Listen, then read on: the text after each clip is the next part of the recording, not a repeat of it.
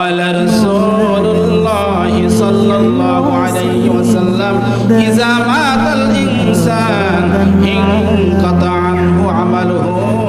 إلا من ثلاث إلا من صدقة جارية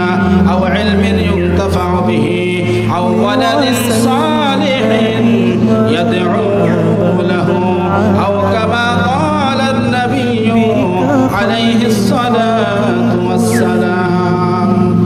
পয়গম্বর হাদিসে বলেন যখন মানুষ মারা যায় তার সমস্ত আমল বন্ধ হয়ে যায় নেক আমল করতে পারে না বদ আমল করতে পারে না কিন্তু তিনটা আমল দুনিয়ার ভিতরে চালু করে যায় ওই তিন আমলের সওয়াব তার মৃত্যুর পরে কবরের ভিতরে অটোমেটিক বসতে থাকে সদকায়ে জারিয়া একজন একটা মসজিদ দিয়ে গেল মসজিদে জায়গা দিয়ে দিলেন যত মুসল্লি এই মসজিদে নামাজ পড়বে প্রত্যেকের সওয়াবের একটা অংশ যে বা যারা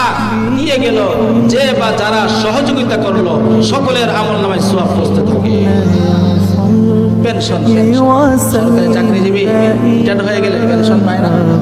আশেপাশে কিছু পায়নি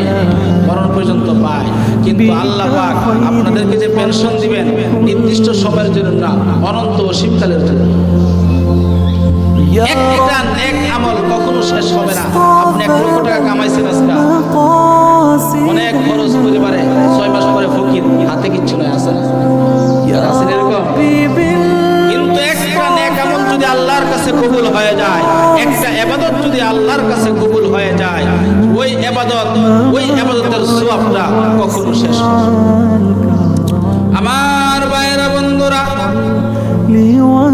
জান্নাতের ভিতরে একটা ফল জান্নাতি ব্যক্তি যদি সে ফলটা খেয়ে ফেলে পেট ভরে খেলো রে তার তৃপ্তি হয়ে গেল তাহলে তৃপ্তি হওয়ার সাথে সাথে যে ফলটা সে গাছ থেকে গেল অটোমেটিক ওই ফলটা গাছের ভিতরে বসে যাবে একটা গাছের ভিতরে 10টা কাঁঠাল আছে জান্নাতি ব্যক্তি যদি 10টা থেকে 5টা কাঁঠাল খেয়ে ফেলে 5টা কাঁঠাল কমবে না খাওয়ার সাথে সাথে আরো 5টা কাঁঠাল ওই স্থানে বসে যাবে আখিরাতের সওয়াব কোনো কম হবে না কোনো শেষ হবে না দুনিয়ার টাকা শেষ হয়ে যায় দুনিয়ার জায়গা সম্পত্তি এক সময় শেষ হয়ে যায় কিন্তু সওয়াবগুলো আপনার কোনোদিন শেষ হবে না বিকা খায়রুল খালকি কুল্লিহিম মাওলায়া সাল্লি ওয়া সাল্লিম দাইমান আবাদান আলা হাবিবিকা খায়রুল খালকি